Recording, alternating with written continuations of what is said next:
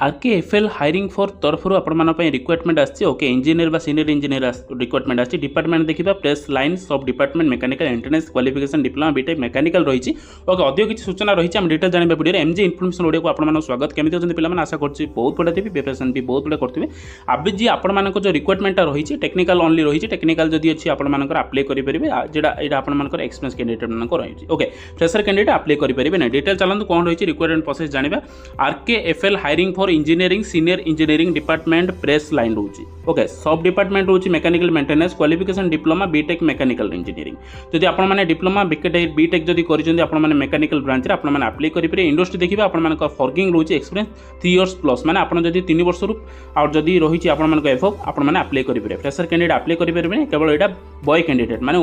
mail candidate मानको experience जदि देखिबा आपण मानकर एक्सपेक्टेशंस रोचे आपण मानकर फ्रेश मशीन मेंटेनेंस ओ double E MT BF N double TR TPM तापर आपण करेला जेम्बा safety skill set mechanical maintenance forging press process improvements kaizen minimum breakeven spare part cost production okay जो रही है hiring note only forging for background candidate can apply जदि आपण mechanical branch